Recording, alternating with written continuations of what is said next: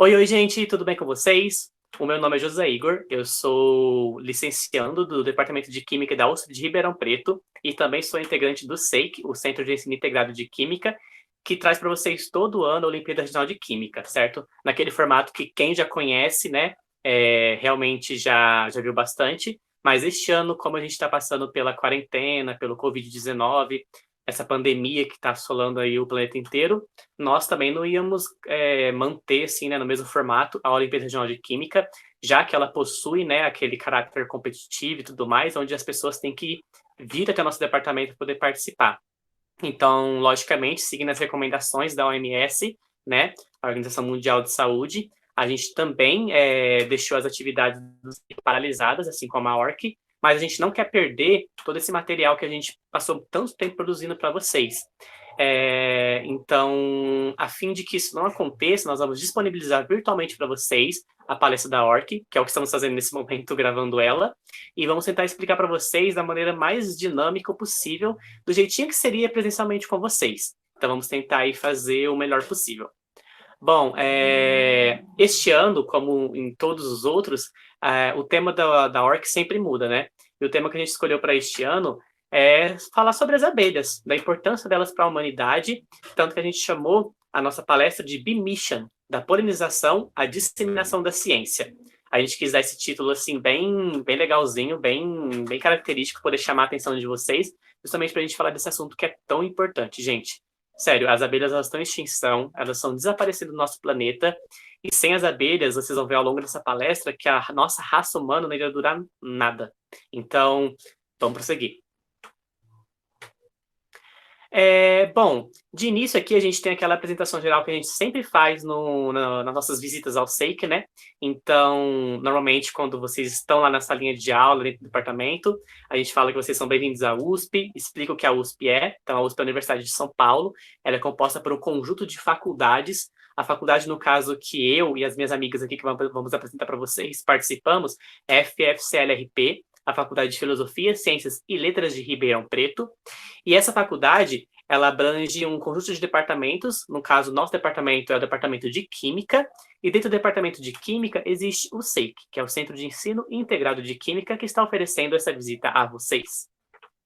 Bom, o próximo slide agora é aquele nosso videozinho institucional que a gente sempre mostra para vocês, que fala o que é o SEIC, explica o que ele é. A gente não vai rodar ele aqui agora, ele vai estar disponível para vocês no nosso site e nessa palestra que também vai estar no nosso site, então vocês podem assistir lá para quem não assistiu ele ainda, tá?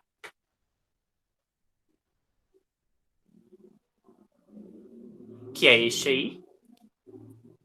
Bom, e aqui eu vou falar para vocês brevemente somente sobre como o modelo que a ORC é esquematizada, né? Ela não vai acontecer dessa maneira esse ano, como eu já comentei com vocês, justamente por causa da pandemia, mas a ORC normalmente ela corre ali, né, em duas fases, tem a primeira e a segunda fase.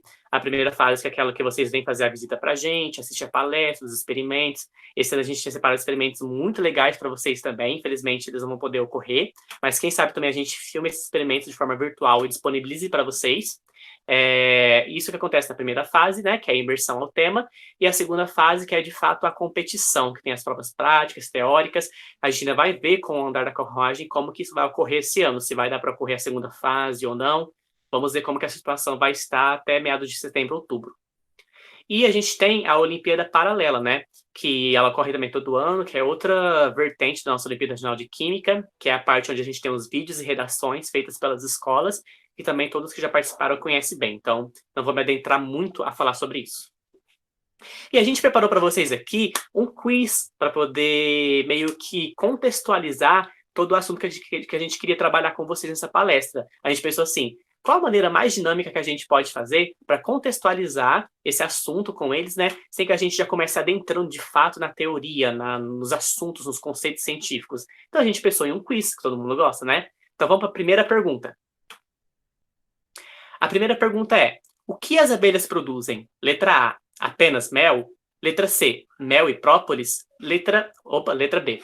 Letra C, mel, própolis e cera? Ou letra D, mel, própolis, cera e geleia real? Tempo na tela para vocês pensarem. Tic-toc, tic-toc, tic-toc. Vamos lá, então. Resposta na tela. E a resposta certa é a letra D. As abelhas produzem mel, própolis, cera e geleia real. Então, né, gente, elas não produzem apenas o mel, como muita gente pensa. As abelhas são responsáveis, além da polinização, por muita coisa, inclusive a produção destes insumos que são tão importantes para nós humanos. Próxima pergunta. Bom, a nossa pergunta é: qual a porcentagem de vegetais cultivados pelos humanos polinizada pelas abelhas? Letra A, 21%, letra B, 71%, letra C, 50% ou letra D, 33%? Tempo na tela.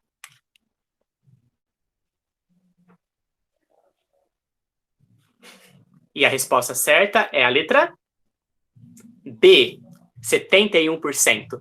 Gente, essa aqui, se vocês não soubessem, né, assim, essa aqui, na verdade, a maioria das pessoas vão chutar uma estimativa. Vamos tentar chutar a letra mais alta, né, já que a gente está falando da importância das abelhas. Quem chutou a opção mais alta, 71%, acertou. Próxima resposta, próxima pergunta.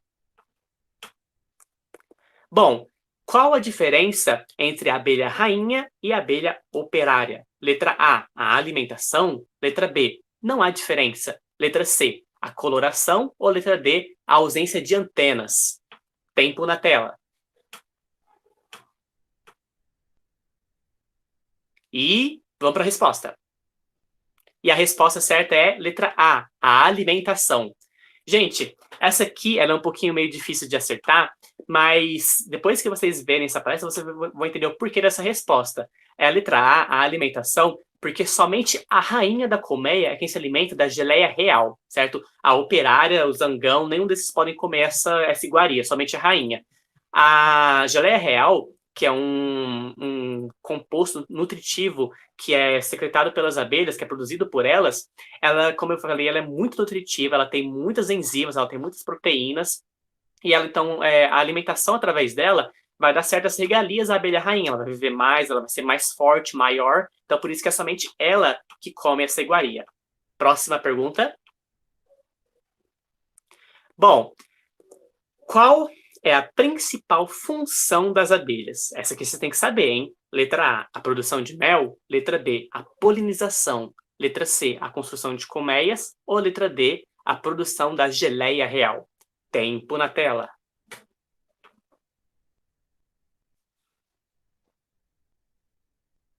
E vamos para a resposta?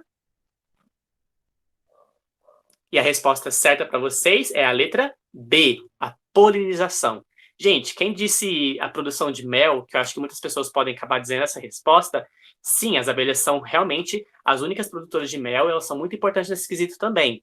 Mas, gente, a polinização é 1000 vezes mais importante. A gente pode sobreviver sem explorar o mel das abelhas, mas a polinização que elas fazem, que é um trabalho que elas fazem ali, né, de forma involuntária para a natureza, esse sim a raça humana não consegue sobreviver, a gente vai mostrar isso para vocês mais para frente.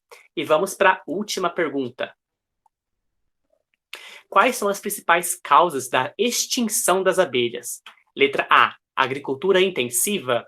Letra B, poluição atmosférica e alterações climáticas. Letra C, desmatamento. Ou letra D, uso excessivo de pesticidas. Tempo na tela.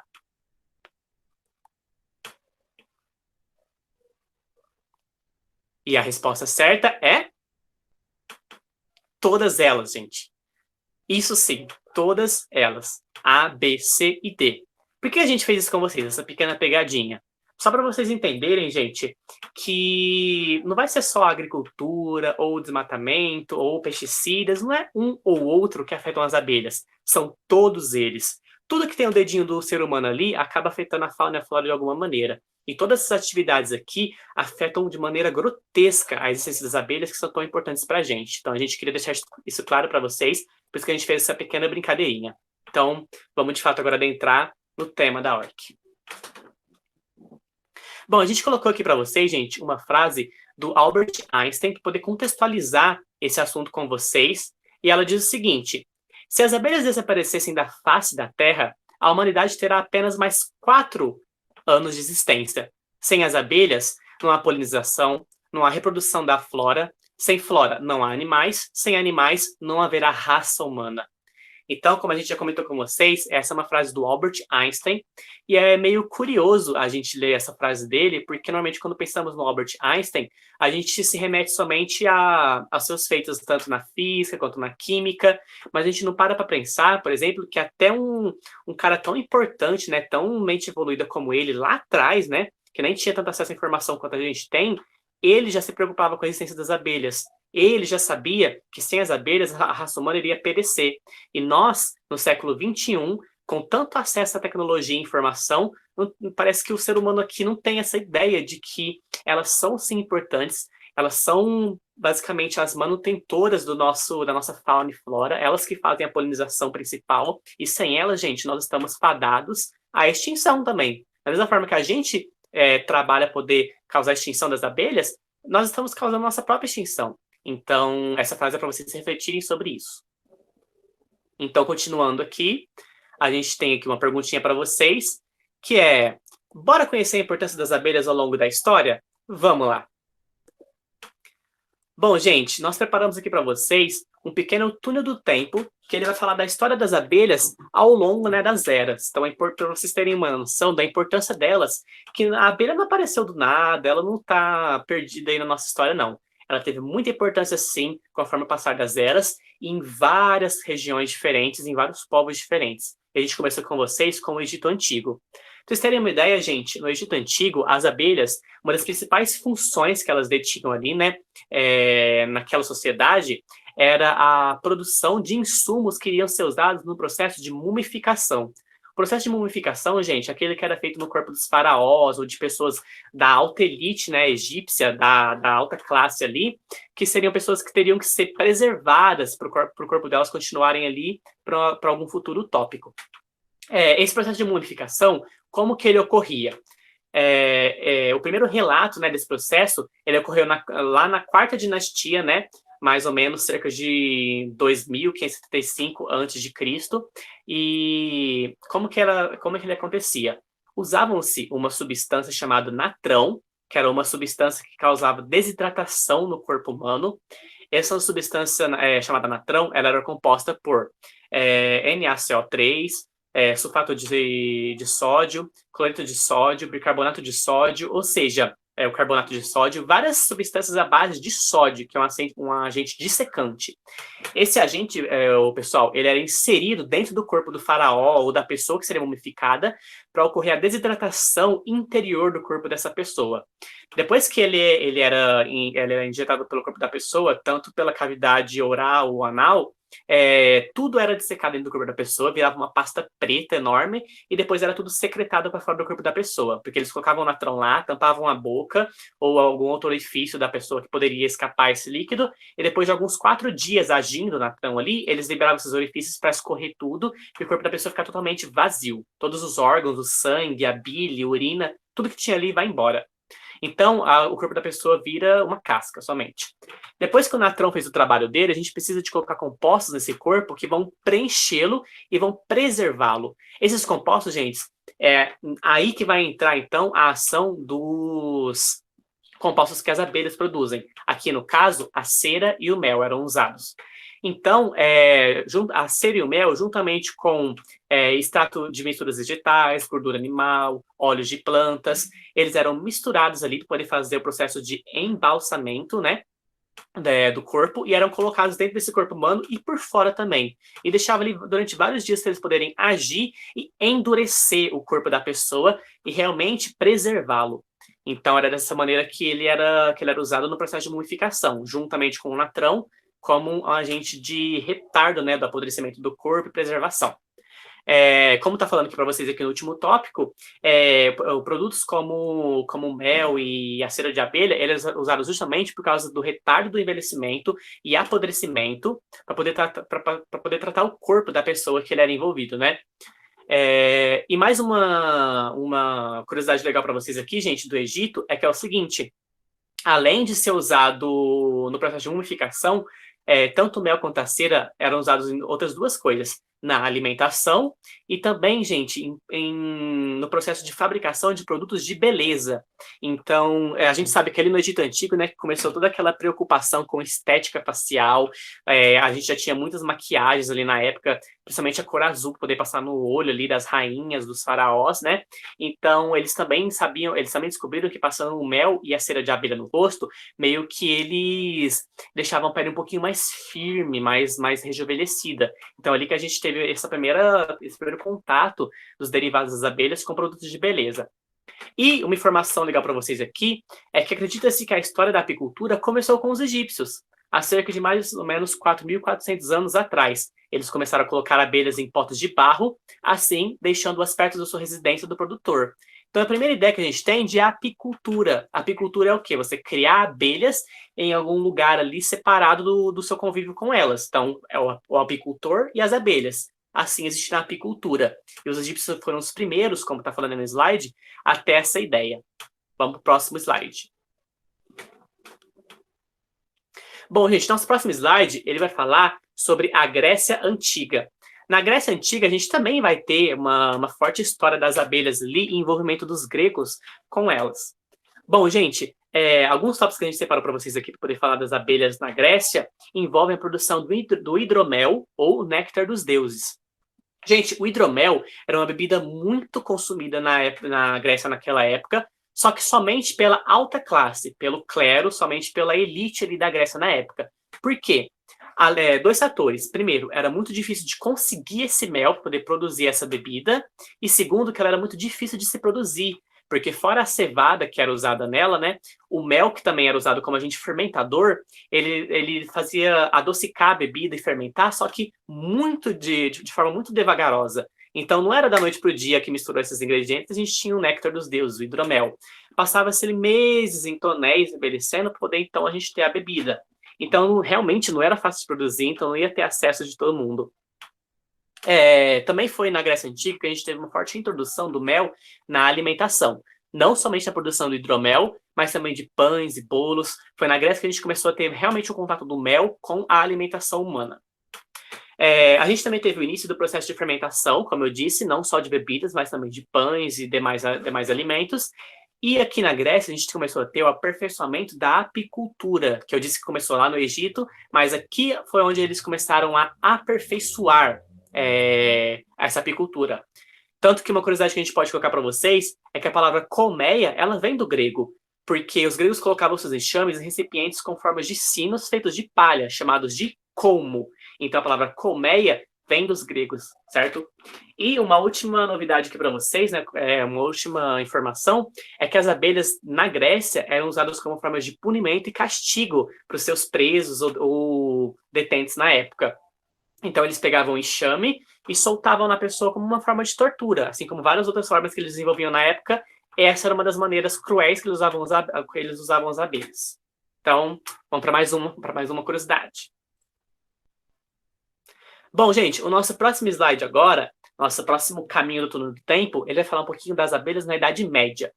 Na Idade Média, gente, as abelhas eram usadas para fornecer mel, já que eles não conheciam ainda o açúcar. Então, a única forma que eles tinham de adocicar suas bebidas e comidas era através do uso do mel, já que eles ainda não detinham da cana-de-açúcar, né, e da açúcar de fato. Então, aí que a gente já tem uma das grandes importâncias da abelha na Idade Média, porque o mel que elas produziam para poder adocicar a vida, vamos dizer assim, né, dos europeus, ele era tão escasso, ele era tão valioso que ele era usado até como moeda de troca na Europa. Lá, a gente sabe muito bem que na Europa foi onde começou, assim, ter fortemente esse movimento de escambo, né, de troca de favores. Você me dá um pão e eu te dou um vinho em troca. Então, o mel também era usado como moeda de troca, e uma moeda muito valiosa, aliás. Então, era um poder que apenas os nobres detinham, porque era uma especiaria muito difícil de se produzir.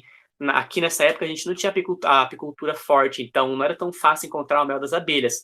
Eles eram normalmente encontrados em cascas de árvores, com ursos competindo por esse mel, e era super difícil de conseguir ele. Tanto que tá aí na imagem mostrando para vocês os ursos atacando, né, as primeiras ideias ali de colmeias de palha que eles construíram. Bom, a gente colocou para vocês também aqui uma outra imagem nesse mesmo slide, que é a nossa abelha europeia, que a gente colocou um personagem do Dragon Ball, que é esse que está aparecendo para vocês aí agora, a Bulma, né? Por quê? Talvez eu tenha falado o nome errado do personagem, na verdade, mas é porque faz muito tempo que eu não assisto Dragon Ball. Na verdade, não é Bulma, não, esquece, eu acabei de ver que eu falei errado. Mas a gente colocou ela justamente para vocês terem uma ideia de que a abelha europeia, que ela vai ser tão importante aqui no Brasil, para nossa história do mel no Brasil, a gente colocou ela aqui para vocês terem uma ideia de que foi aqui na Europa que ela começou a ter uma certa importância, poder ser introduzida na história do mel no nosso Brasil. Então a gente vai chegar lá. Na Idade Média, os enxames eram registrados em cartório, gente. Por quê? Porque havia perigo de roubo. Então, quem conseguia criar, né, que conseguiria fazer a apicultura das abelhas em suas casas, nesses silos aí de palha, esses enxames que as pessoas criavam, eles eram nomeados em cartório. Ou seja, se tivesse roubo, esse roubo poderia ser punido com morte. Porque, como eu disse, o mel era muito valioso e não era fácil, né, de ter ele. Então, se alguém roubasse seu enxame, era punido com a morte, porque era uma moeda de troca muito valiosa. Infelizmente, gente, na Idade Média, a coleta era feita com a destruição da colmeia. Eles não sabiam como que eles poderiam retirar a cera, o mel, a própolis, a geleia real das abelhas, sem que destruísse o enxame. Então, eles colocavam fogo na colmeia e o que restasse eles coletavam. Infelizmente, era a maneira que eles tinham de trabalhar com isso. E foi também, infelizmente, uma grande causa de extinção das abelhas na Europa. E foi em meados dos anos de 1650, por aí, que aconteceu a primeira dissecação de uma abelha rainha lá na Europa. Até então, os clérigos estudiosos daquela época acreditavam que a abelha rainha era, na verdade, um rei. Então, eles não tinham a ideia de que poderia ser uma abelha rainha. Então, foi nessa época que a gente começou a ter a primeira dissecação de uma abelha rainha e a ideia da anatomia da abelha. E descobriram que é uma abelha rainha e não um rei. E eu gosto muito de falar essa informação. E agora a gente vai para o último slide, que é a história das abelhas no Brasil. Eu vou chegar um pouquinho mais perto aqui da câmera para vocês, porque eu acho que não dá nem para ver mais meu rosto, que está escurecendo aqui. Bom, sobre a história das abelhas no Brasil, não é tão antigo quanto está falando aí para vocês no slide, porque a história do mel aqui no Brasil, ele é relativamente recente, pouco mais de 50 anos. Assim, é claro que as abelhas existem no nosso continente, né, no nosso país, há muito tempo, desde antes dos colonizadores portugueses chegarem aqui para colonizar o país, porque os indígenas já moravam aqui, né? Então, com certeza já tinha abelha naquela época. Mas por que a gente colocou que é mais de 50 anos de história do mel no Brasil? Porque, de fato, a apicultura, que é o que a gente está levando em conta aqui, ou seja, o trabalho com as abelhas, a relação do ser humano com as abelhas, aí sim começou a existir de forma forte de 50 anos, mais ou menos, para cá. Então, o primeiro uso das abelhas aqui, dos insumos delas no Brasil, foram introduzidas pelo padre Antônio Carneiro para garantir a produção de vela. Então, ele era um jesuíta, ele precisava de vela para poder catequizar os índios, né, e demais habitantes aqui. Então, ele precisava de garantir a produção de cera para poder ter as velas dele, né, do clero no geral. Então, esse foi o primeiro uso dos insumos das abelhas aqui no nosso país. O desenvolvimento, né, e popularização da apicultura aqui no Brasil, ela ocorreu por meio do professor Kerr, lá em 1967. Esse professor, gente, ele é de extrema e suma importância para a história da abelha aqui no Brasil, de totalmente extrema importância, porque foi ele que trouxe a abelha Apis mellifera scutellata, que é aquela abelha africanizada, para o Brasil. E foi essa abelha, gente, que cruzou com a abelha europeia e deu nosso híbrido BR, que é a abelha que mais existe em predominância aqui no nosso país. Então, ele é realmente muito importante para a história do mel aqui no nosso país.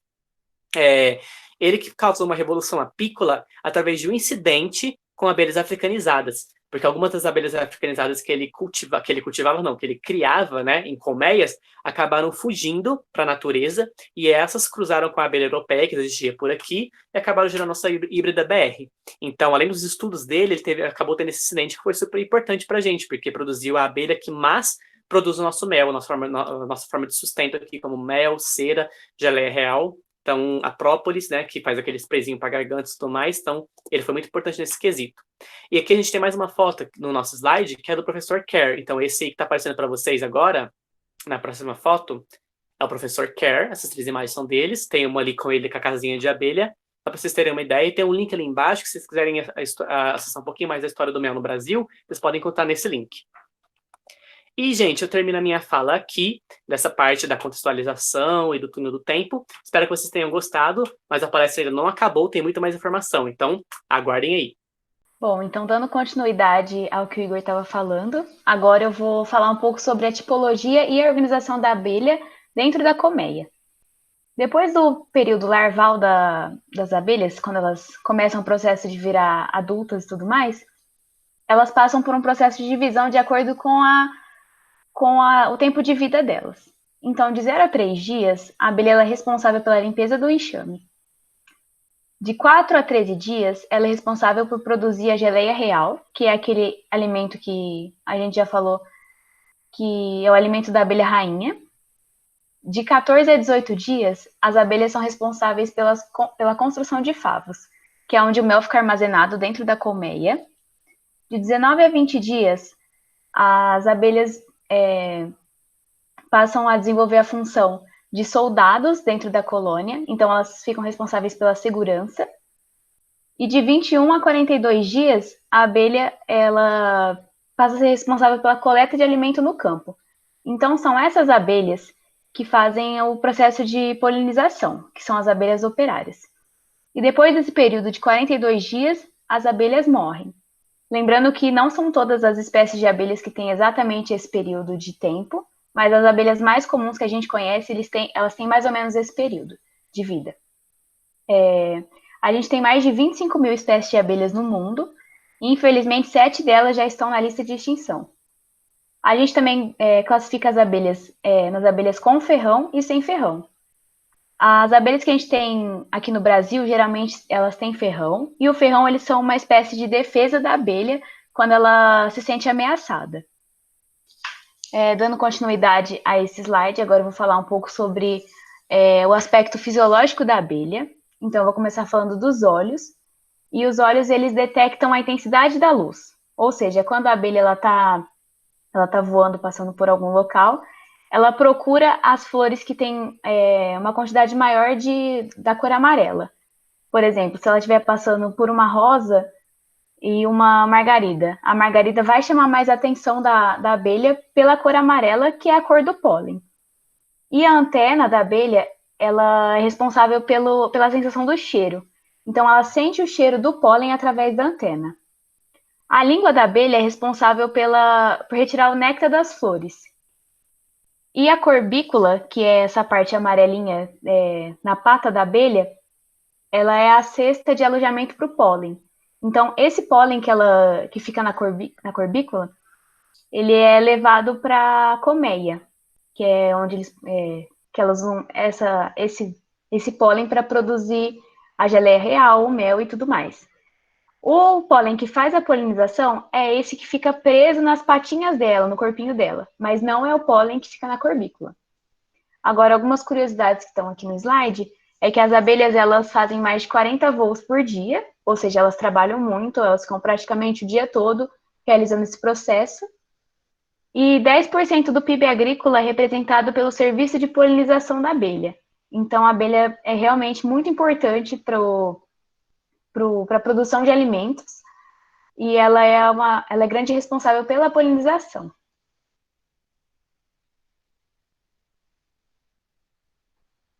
Aqui nesse slide a gente tem um pouco das espécies de abelha, dos tipos de abelha, né?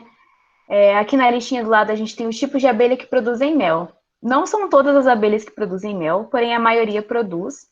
Aqui a gente tem as espécies mais comuns de abelha, que é a abelha europeia, a asiática e a filipina. Aí vocês podem observar a diferença fisiológica dela, uma é mais amarela, outra é mais gordinha. E aqui embaixo, nessas 3 fotos aqui do canto, a gente tem as abelhas que foram responsáveis por criar a abelha híbrida, né? Como o Igor já explicou no outro slide do acidente que aconteceu aqui no Brasil, que foi a mistura da abelha africana com a europeia, que aí gerou a híbrida BR, que é a que a gente conhece aqui no Brasil. Aqui a gente tem um vídeo, a gente não vai passar ele, mas ele também vai estar disponível no site do Seik. É um vídeo que fala principalmente de como o mel é feito. Aí, se vocês quiserem, vocês podem assistir no nosso site. E agora eu vou passar para minha amiga Tamires.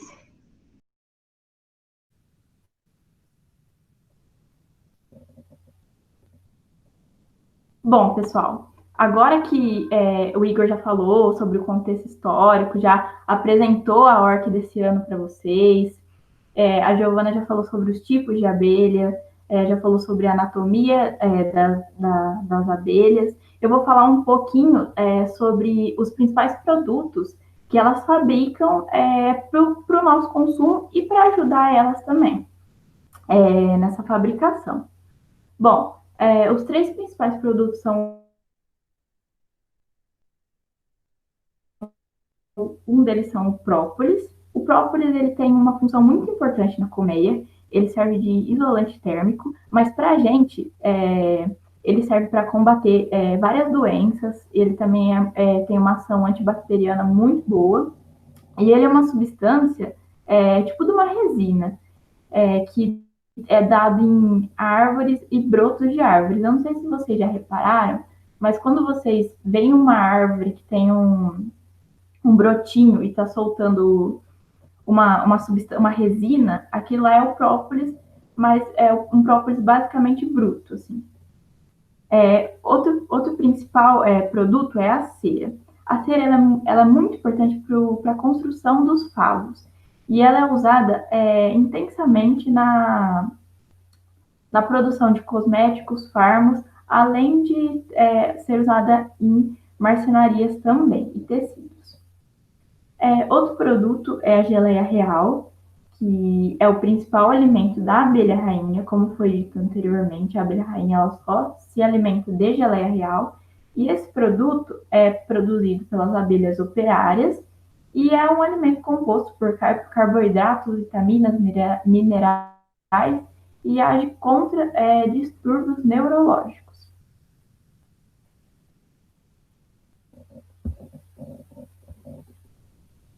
Bom, agora vocês precisam conhecer um pouco sobre a composição química do mel, então eu vou falar para vocês basicamente das moléculas menores que o mel é composto. Bom, eu vou falar de modo geral, mas eu vou explicar cada um por partes separadamente.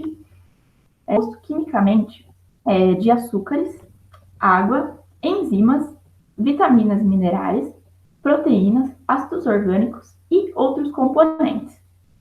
Esses outros componentes são os chamados flavorizantes, que eu vou explicar para vocês separadamente com mais detalhes depois. Bom, então vamos começar pelos açúcares. Os açúcares. Um dos mais importantes açúcares presentes no mel é a sacarose. A sacarose ela vai ser muito importante porque a partir dela, com a ajuda de enzimas que estão presentes no mel, elas vão conseguir sintetizar outros açúcares, como a glicose e também a frutose. Essas duas, glicose e a frutose, são os que estão presentes em maior quantidade no mel. E eles são responsáveis também pelo seu sabor. Méis com mais frutose tendem a ser mais doces.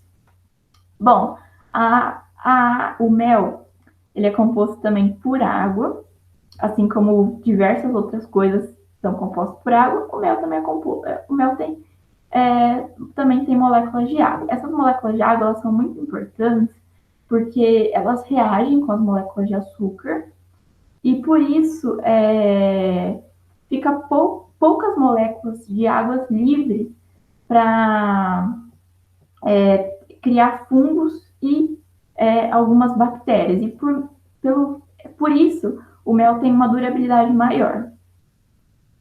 Existem diversos tipos de enzima presente no mel. Uma das mais importantes é a glicose oxidase, que ela produz ácido glucônico e peróxido de hidrogênio, que são uma das principais substâncias responsáveis pelo mel não ter essa criação de fungos. Ele tem ação antibacteriana e etc.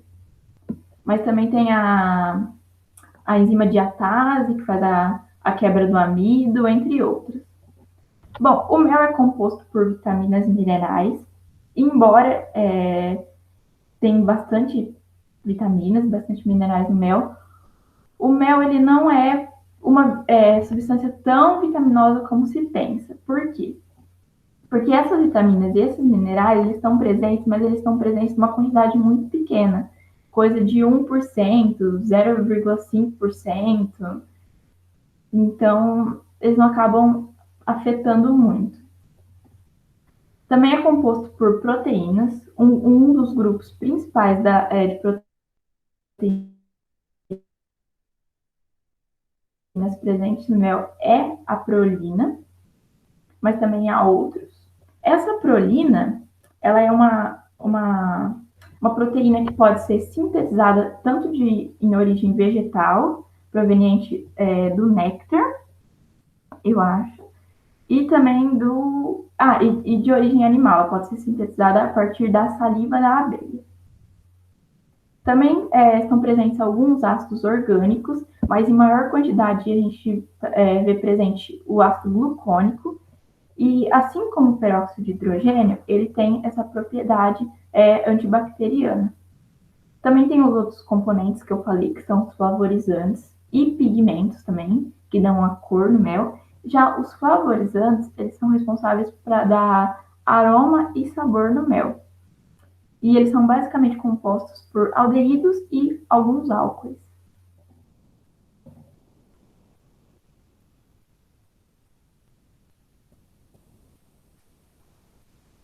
Bom, pessoal, aqui nesse slide eu vou mostrar um pouco para vocês sobre algumas propriedades do mel. A primeira delas é o aroma e sabor. O aroma e sabor ele está muito ligado com o fato do mel, com a quantidade de flavorizantes que tem no mel. Então, essa quantidade de flavorizantes, ele afeta de modo direto esse aroma e sabor do mel. O mel também tem uma coisa muito legal que chama memória genética. Até a gente ia fazer um experimento na parte do laboratório com vocês, mas como deu de acontecer a pandemia, infelizmente a gente não vai estar podendo fazer esse experimento de modo presencial para vocês verem. Mas se vocês procurarem no YouTube, a gente pode até deixar um link disponível no site, vocês vão encontrar essa experiência da memória genética, que quando você coloca água no mel, esse daí pode ser até um teste para você saber se é verdadeiramente mel e se o mel é puro mesmo, eu acho. Essa forma hexagonal dele, dos favos dele. Bom, também temos a cor. A cor do mel vai estar diretamente ligado à sua suavidade. Ação terapêutica, assim como eu já estava falando para vocês, porque a partir do mel, a gente pode fazer outros produtos, como própolis, né? Eu já citei para vocês. E aqui a gente colocou um própolis apis flor, mas o mel também ele apresenta uma alta durabilidade, assim como eu já falei, que substâncias como e até mesmo e temos também a cristalização. Bom, a cristalização é de maneira rápida ou lenta, dependendo da composição do mel. E aqui, como vocês podem ver nas fotos, na foto que a gente colocou, quando forma esse corpo de fundo, a gente fala que está criando núcleos de cristais, que conforme vai passando o tempo, vai havendo essa cristalização. Bom, pessoal, o mel também ele tem inúmeros benefícios para a saúde humana também. Uma delas, que eu acho que várias meninas já fizeram, foi tratar o acne com mel. Eu mesma já fiz isso. Já usei muito mel e açúcar, porque na minha adolescência tinha bastante espinha, então eu procurava muita receita para tratar isso, né? Então, o mel, ele tem tem essa função farmacológica de tratar acne. Ele também é muito bom para caspa. Tem vários shampoos que são à base de mel. Ele também é remédio para feridas leves, como a antibacteriana. Ele também, segundo pesquisas, ele também melhora a função cerebral, alivia, previne, reduz e combate inúmeras doenças e pode até diminuir os riscos de infecção urinária. Bom, dando continuidade agora na palestra, eu vou explicar um pouco do porquê o desaparecimento das abelhas seria uma catástrofe para o nosso planeta. E o que você pode fazer para evitar isso? Bom, a intenção dessa palestra é reforçar a importância das abelhas, porque as abelhas são muito importantes para o nosso ecossistema. Elas realizam 90% da polinização do planeta, embora a polinização também aconteça por outros insetos, pelo vento, ela também ocorre. As abelhas, elas ainda são a principal, elas ainda têm a principal função, que é polinizar. Então, sem as abelhas, a gente ia ter um mundo muito diferente do que a gente conhece hoje, e eu vou explicar um pouco mais o que aconteceria caso as abelhas desaparecessem. Bom, a primeira coisa que ia acontecer com o nosso planeta é que só alguns alimentos que iam acabar se desenvolvendo sem as abelhas. Por exemplo, o trigo, o arroz e o milho, eles são polinizados pelo vento, como eu já tinha explicado, porém todos os outros dependem das abelhas. Então, todos os outros alimentos que a gente conhece, as frutas, por exemplo, a maçã, o melão, o café também, eles precisam das abelhas para eles se desenvolverem e virarem frutos, legumes que a gente conhece e que a gente precisa deles para se alimentar. Então, sem a polinização, a gente ia ter uma alimentação bem mais escassa, a gente só ia ter alguns alimentos disponíveis que não são suficientes para a nossa nutrição. Então, a nossa alimentação ia ser muito restrita e provavelmente a gente ia ter um déficit nutricional muito grande. A quantidade de frutas seria reduzida e algumas não existiriam. Como eu já citei, algumas frutas que precisam da polinização, como a maçã, o melão e outras frutas, se a gente reparar em algumas frutas que elas estão, por exemplo, metade estragada, algumas frutas que ficam meias que passadas, às vezes, quando a gente repara, é porque geralmente as abelhas passaram por metade da flor ou elas não polinizaram corretamente aquela flor. Então, se por um acaso as abelhas deixassem de existir, muitas frutas também deixariam de existir, ou algumas frutas ficariam meio que estragadas, não totalmente, porém algumas partes. Como exemplo disso, eu posso citar o maracujá, que é uma fruta que depende muito das abelhas, de uma espécie de abelha em específico, que é a abelha mangava. A gente tem muito dessa abelha aqui no Brasil. E sem esse tipo de abelha, que é só essa abelha que faz a polinização na flor do maracujá, a gente não ia ter mais essa fruta. Então, essa é uma das grandes consequências do desaparecimento das abelhas. A gente ia perder muito da nossa diversidade frutífera. E como a gente não tem semente, não tem pasto, não tem flor, não tem fruta, muitos animais iam morrer também, porque vários animais dependem dos alimentos como vegetais, legumes e frutas. Então a gente também deixaria de ter uma grande quantidade de animais no nosso ecossistema. Além disso, as abelhas elas são responsáveis pelo fornecimento dos produtos que elas desenvolvem, que já foram citados anteriormente, como a cera, o própolis, o pólen, a geleia real e o mel também. O mel não é a principal importância da abelha, como a gente já citou, porém é um produto que a gente usa muito na sociedade, então a gente também não ia ter esses produtos para a gente consumir. E estima-se que 1/3 da alimentação humana depende diretamente ou indiretamente da abelha. Então, como eu já tinha dito anteriormente, a nossa alimentação ia ser muito pobre, a gente ia perder basicamente todos os alimentos que a gente tem, provavelmente a gente ia ter um déficit nutricional muito, muito baixo. Então, a principal lição que a gente tira disso é que sem as abelhas a gente ia perder muita coisa, porque querendo ou não, as abelhas elas são responsáveis por equilibrar o nosso ecossistema e também são responsáveis pela nossa biodiversidade. Então a gente ia colher consequências muito graves disso tudo. Agora, o que a gente pode fazer com pequenas ações na nossa casa mesma pelo bem-estar das abelhas e para conservar elas? Em primeiro lugar, a gente pode plantar algumas flores no nosso jardim. Eu sei que muita gente às vezes não tem um lugar para plantar em casa, mas às vezes plantar algumas flores no jardim, isso vai atrair as abelhas e com certeza vai ajudar muito como fonte de alimento e também para polinização. A gente também pode plantar flores silvestres e ervas daninhas no jardim, que são grama, coisa assim do tipo, que também servem como alimento para as abelhas.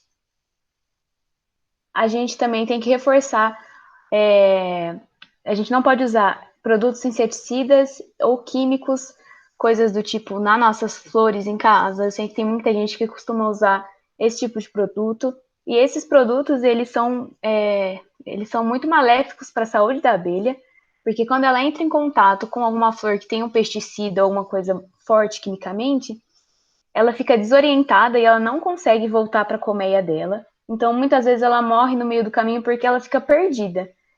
Então, é muito perigoso para a saúde delas e é importante a gente não consumir esse tipo de produto.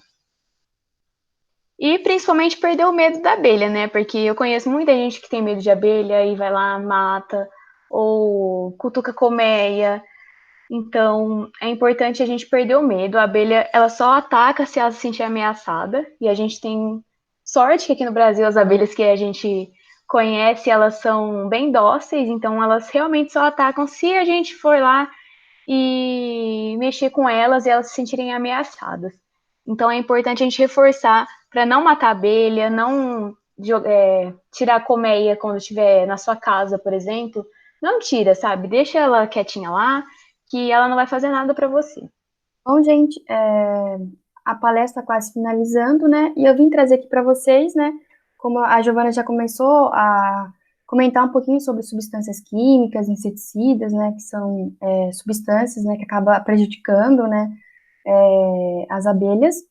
E aqui eu vou trazer um pouquinho sobre os principais fatores, né? Os principais impactos causados pelas ações humanas, né? Do próprio homem, que acaba influenciando diretamente, né, na extinção das abelhas, no desaparecimento, né, e um dos fatores é o uso dos agrotóxicos, né, mas o que são os agrotóxicos, né, eu acho que muita gente já deve conhecer, né, mais ou menos, pelo menos o básico. Bom, os agrotóxicos, eles são substâncias químicas, né, sintéticas, ou seja, são fabricados nos laboratórios. Eles são utilizados para o combate de pragas, insetos, bactérias, fungos, outras plantas na produção agrícola. E eu vou falar um pouquinho para vocês quando se iniciou o uso desses agrotóxicos, né? Bom, desde a Primeira Guerra Mundial, a Segunda Guerra Mundial, já se começou a utilização, né, dessas substâncias químicas, né? Mas se potencializou mais ou menos a partir de 1950, né, com aquela chamada Revolução Verde, né, que eu acho que muita gente já deve ter ouvido falar em geografia, história, né, que a produção agrícola, né, com essa revolução acabou sofrendo muitas mudanças, e uma delas foi que começou a ter pesquisas, né, com as sementes, relacionando as sementes, começou a ter fertilização do solo, começou a se utilizar novas máquinas nos campos, e também acabou potencializando o uso dessas substâncias químicas, né, a partir daí. E, bom, e quais são os tipos, né, de agrotóxicos? A gente tem os tipos fungicidas, que atingem, né, diretamente os fungos, temos os herbicidas, que acabam atingindo as plantas, os inseticidas, né, que entra aqui na parte das abelhas, né, que acaba atingindo os insetos, né, e também temos os tipos acaricidas, que atingem os ácaros. Os ácaros são aqueles bichinhos que são parecidos com carrapatos, né? Também temos os rodenticidas, que vai acabar atingindo os roedores. Bom, nos agrotóxicos, a gente tem uma classificação toxicológica, né? Quanto ao grau, né, de toxicidade. A gente tem 4 classes, né? Onde a primeira é a da faixa vermelha, que é o extremamente tóxico. Temos a segunda classe, que é a amarela, faixa amarela, que é o altamente tóxico. Temos a faixa azul, que é a terceira classe, que é o mediamente tóxico. E temos a quarta classe, né, que é a faixa verde, que são os poucos tóxicos, né. Também temos tipos de intoxicação. A gente tem duas, que é a aguda, que é quando a pessoa ela acaba sendo exposta a altas doses, né, dessas substâncias químicas. E também temos o tipo crônica, que já são doses menores, né, exposição. Mas quais são as vantagens e as desvantagens do uso dessas substâncias químicas? Bom, a vantagem já fica meio que bem explícito, né? Que vai fazer o quê? Vai combater as doenças, as pragas, né? Vai combater os insetos.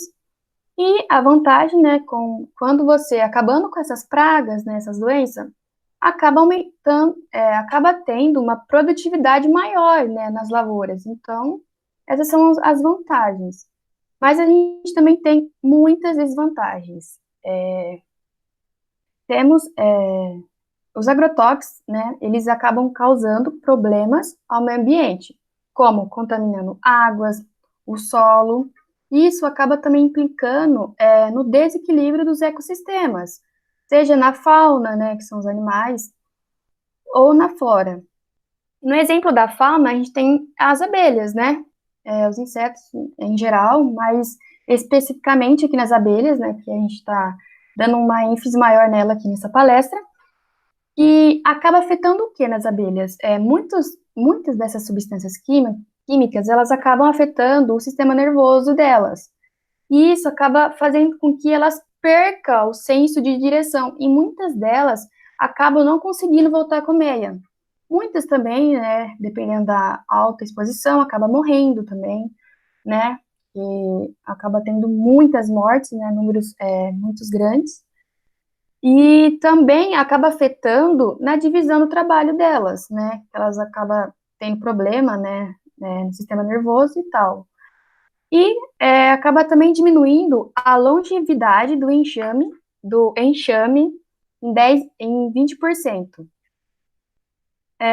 Aqui, né, no slide, tem a parte aqui falando do Brasil. Bom, vou falar um pouquinho da parte dos agrotóxicos no Brasil. O Brasil ele é considerado, né, um dos maiores consumidores de agrotóxicos do mundo. Não é o primeiro, né, mas ele está entre os que consomem muito agrotóxicos. E o Brasil, em determinado ano, ele consumiu 730 milhões de toneladas de agrotóxicos. Bom, é um número extremamente grande, é um número sério, né? Não se tem nada para comemorar, né, com esse número, porque a gente sabe o tanto, né, de malefícios, né, que o uso dessas substâncias causa, né, como também, né, umas que a gente está frisando bastante aqui, que é a extinção das abelhas, né. Mas, por que que o Brasil, ele usa tanto agrotóxicos assim? Bom, a gente sabe que o Brasil, ele é um país tropical, né, então, acaba tendo partes que não tem baixas temperaturas, né? O Brasil é um país muito calorento, né? Então, o que que isso faz? Isso acaba favorecendo, né, o ciclo dessas doenças, dessas pragas. Então, com isso, né, vai intensificando, então, o uso dessas substâncias químicas, né, na agricultura. E existem vários tipos, né? Mas o Brasil, ele utiliza, os mais vendidos aqui no Brasil são os do tipo herbicidas, e tem 2 exemplos, né, que é o glifosato e o 2,4-D. Eles são os mais vendidos aqui no Brasil. Bom, esse número aí que vocês viram no slide, 730 milhões, hoje, atualmente, né, já diminuiu bastante esse uso, essa quantidade, mas ainda assim é um número preocupante ainda. E, bom, aqui no slide, aqui em roxo, como vocês podem observar, Eu vou comentar aqui para vocês alguns grupos químicos dos inseticidas, que está no tipo inseticidas. E um deles é os organofosforados. Bom, os organofosforados, eles são ésteres do ácido fosfórico e ele também pode ser usado tanto como inseticida, como fungicida, como bactericida, acaricida, né? E também temos o outro grupo químico, que são os neonicotinoides. Bom, esse grupo químico, né, como já observando pelo nome, dá para perceber que eles são derivados do quê? Da nicotina, né?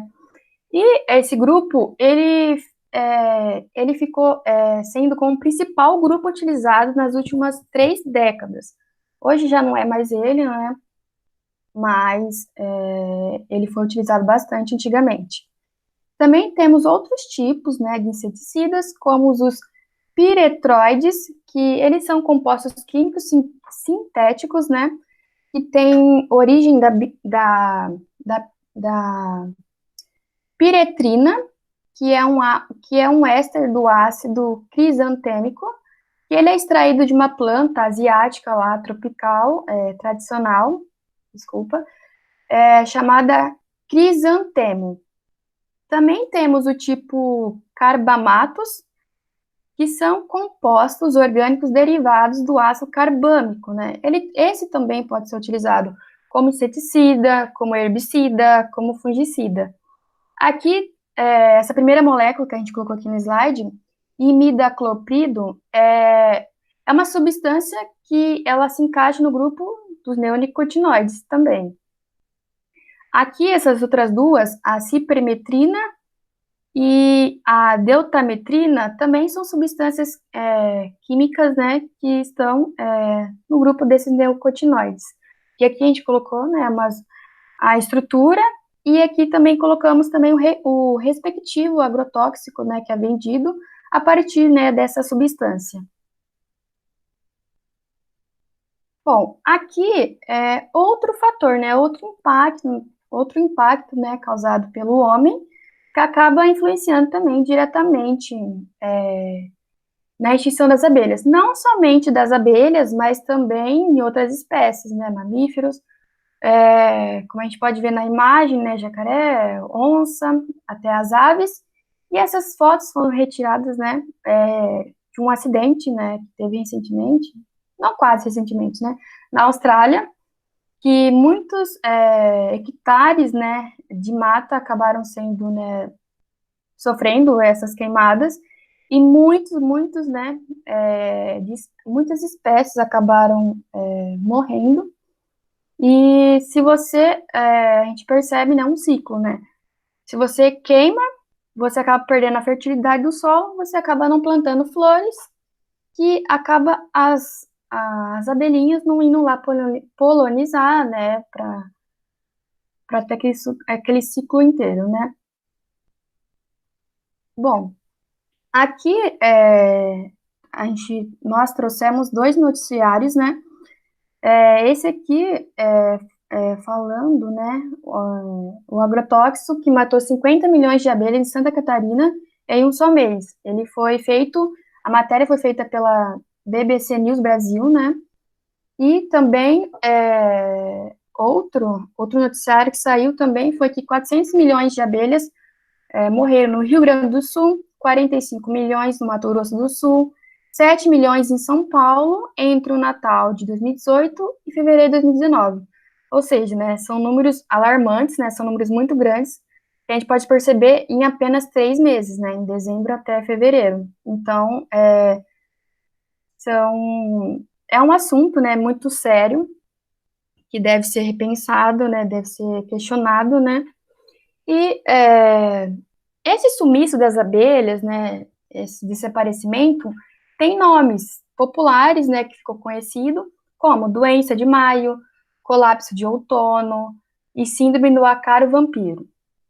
Bom, os Estados Unidos, né, ele começou a fazer pesquisas, né, sobre o assunto, né, do sumiço das abelhas, né, porque os Estados Unidos ele acabou perdendo 50% das abelhas lá no país, né, em meio século, né? Então é um curto tempo, né, para tanto uma quantidade grande ter sido perdida. Isso se deve o quê? Aos agrotóxicos, né, diretamente com o fipronil e os neonicotinoides, né, como eu falei no slide anteriormente, né, sobre esse grupo químico. Nós trouxemos aqui também uma parte muito importante também, que deve ser questionada, né, que é o mel contaminado, que é onde o mel, ele acaba não passando por processos adequados, como centrifugação, purificação, esterilização, e o produto final que sai acaba vindo com micro-organismo, acaba vindo com restos de vegetais, animais, e pode causar uma doença muito famosa, que foi o botulismo. E essa doença, ela é causada por uma bactéria chamada de Clostridium botulinum. E essa bactéria, o que ela faz? Ela expele, né, os esporos na natureza, como em solos, lagos, mares, e também fica presente esses esporos na água não tratada e até nos produtos agrícolas, né? Como os legumes, né? Os alimentos, né? Vegetal, e acaba também afetando o mel. Por quê? A abelha, no intestino da abelha, é encontrado 1% de leveduras, fungos, e 29% de bactérias, né? Então, é uma questão também que está sendo muito pesquisada, estudada, porque essa doença, ela é muito grave, ela é mais atingida em crianças, então é muito alarmante, então tem que ser pensado bem. Bom, pessoal, depois de toda essa linha do tempo, contexto histórico, as abelhas, os tipos de abelha, a composição química do mel, falamos um pouco dos agrotóxicos também, eu queria falar um pouquinho das empresas e entidades que são amigas das abelhas, ou seja, que protegem as abelhas para que elas não entrem em extinção. Porque como a gente viu anteriormente, as abelhas elas são muito importantes para a nossa sobrevivência e para a sobrevivência de todas as outras coisas presentes no ecossistema. Então, aqui a gente tem o exemplo da Apis Flora, que é uma empresa que, como eu disse, ela ia patrocinar a gente esse ano, se não tivesse ocorrido essas coisas, né, do Covid e tudo mais. Ela é responsável por fabricar diversos produtos farmacológicos, como eu já tinha citado, por exemplo, a própolis. A gente tem a Abelha, que é uma instituição brasileira de estudo das abelhas. A gente também tem a Bee or Not to Bee, que faz mais ou menos a mesma coisa.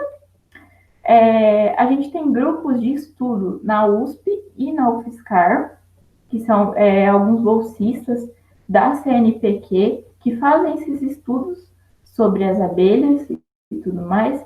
E a gente tem também a Cersusquem, que é uma grande patrocinadora nossa, e ela visa a química verde, a química sustentável. Então, isso também entra dentro de todas as outras coisas que a gente já falou. E isso também é muito importante também. Então, a gente tem total apoio da Cersusquem. Bom, pessoal, aqui para finalizar, né, a gente montou um slide sobre vários filmes que aparecem as abelhas. Então, daí como uma indicação de um filme que vocês queiram assistir, talvez, a gente tem o B-Movie, que é muito conhecido, Vida de Inseto, que aparece diversos insetos. A gente também tem Muito Além do Mel. Tem um desenho que passava na cultura, que é esse do canto direito, esse de cima, que também aparece vários tipos de inseto. A gente tem O Silêncio dos Inocentes, que é um filme muito bom também. O Homem-Formiga e a Vespa, que também é muito conhecido, que aparece essas coisas de insetos. E temos o Vale Encantado e também temos a Abelhinha Maia. Então fica aí uma indicação de alguns filmes para vocês que aparecem alguns insetos para vocês verem também a importância de muitos outros insetos na nossa vida também. Bom, pessoal, aqui está representada toda a nossa equipe de bolsistas e professores do SEIC. E a equipe SEIC agradece a sua visita, mesmo que virtualmente.